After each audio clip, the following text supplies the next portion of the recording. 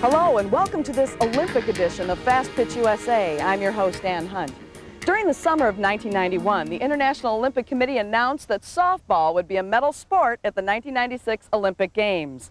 Join us now for a look back at the important steps leading up to the competition and hear from our Olympic gold medalists as they reflect on the significance of the Centennial Olympics. Kevin Krebs reports. In August of 1993, the Atlanta Committee for Organizing the Games named Columbus, Georgia as the host site for the softball competition. Founded as a trading town in 1827, along the banks of the Chattahoochee River, Columbus would undergo a major facelift during the next 3 years. A facelift that would change Georgia's second largest city into the center of the fast-pitch softball world. People are excited about it, and you can talk to just about anyone on the street, and they know the Olympics are coming. They know Olympic softball is coming. Many of them, I don't think, appreciate the magnitude of the visitors that we're going to get.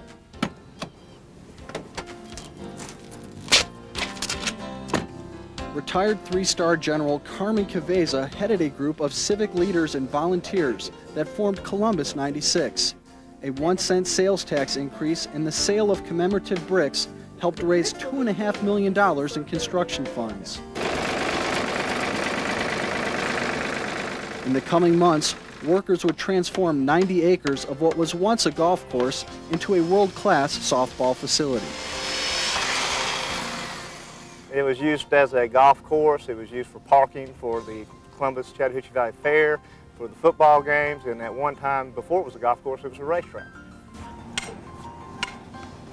Workers built a coliseum, 8 practice fields, and planned renovations to convert the local minor league ballpark into a softball venue. We're going to take home plate and move it back to it's only about 30 feet from home plate. Then we're going to bring all the grass in at the regulation distance for a softball infield. Then we'll have a 200-foot temporary fence put out there. Thanks to Caveza, the Army got in the Olympic spirit too. The barracks at nearby Fort Benning would serve as future housing for the Olympic softball athletes.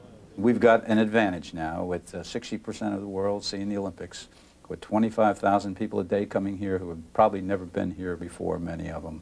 It's a marketer's dream. The opportunity to participate in the Atlanta Olympics was a dream for many of the nation's top softball coaches as well. And in July of 1994, the Amateur Softball Association made that dream a reality for a coaching legend. Nice, pretty goal.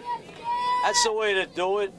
Ralph Raymond earned the head job with Team USA through years of coaching excellence. The Dean of Women's Fast Pitch Coaches led 15 national teams to gold medals and won 17 national titles with the Ray Bestos Breakettes. It's been a long road, a long, tough road. We made the bend. We're going to the top of the mountain. We're coming back with gold.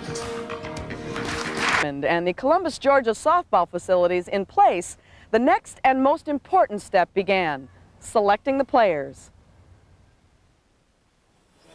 The Amateur Softball Association invited hundreds of the nation's best to 10 national sites during the summer of 1994. Members of the United States Softball Selection Committee closely evaluated the players' hitting, running, and throwing skills.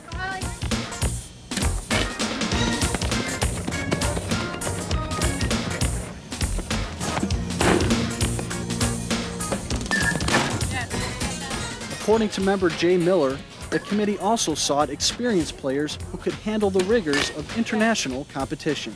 The majority of our national team right now, most of those players are playing women's ball. Most of them are post-college age. The average age of our national team is around 26 to 28 years old. It seems like that's when our softball athletes are reaching their peak and they're reaching their prime. Several primetime players earned roster spots on the national team that would compete in the upcoming Pan American Games. The team trained in Orlando, Florida before heading to Buenos Aires, Argentina in hopes of capturing the U.S.'s 3rd straight Pan Am gold medal. If you go into a tournament and you don't have high expectations, then don't go to the tournament. You're going in to win a gold medal. Hopefully that's what we're going to come away with. We're there to win the gold medal. And so as a team, we just work to try and play better than we have before. And if we focus on that, then hopefully the gold medal will be around our necks. Team USA went on to win the gold at the Pan Am Games, and in August of 1995 arrived in Columbus, Georgia for Super Ball. The international tournament would be the squad's toughest test yet. Super Ball marked the arrival of assistant Olympic coaches Ralph Weekly of Tennessee Chattanooga and the lone female on the staff, Margie Wright of Fresno State. I like it. I mean, I think it's, again, it's an honor, and I hope that I can represent all the women very well in this position. Fans jammed the stands to watch the players in action on the field.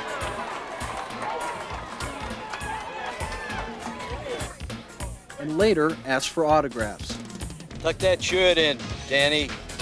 With final Olympic tryouts less than a month away, the coaches tried to keep the team focused on the little things and in position to win the tournament. There's absolutely no tension at all, and again, I think that starts at the top. Ralph establishes a family atmosphere and a team-oriented type of spirit, and I've not noticed any tension or anybody being at each other. Everybody's pulling for one another, and we're in it together.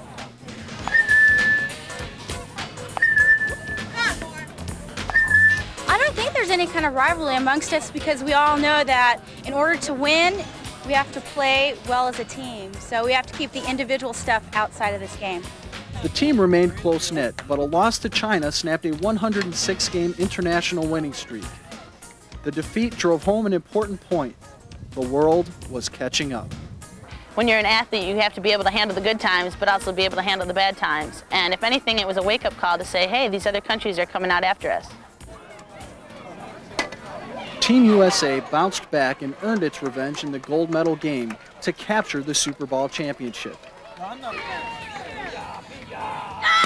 But individually, there was no denying that their thoughts centered on making the first ever United States Olympic team the following month.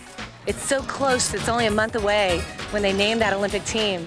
So you can see the excitement building within and the wonder and the questions and hopefully the dreams coming true. And it's really a tense time for a lot of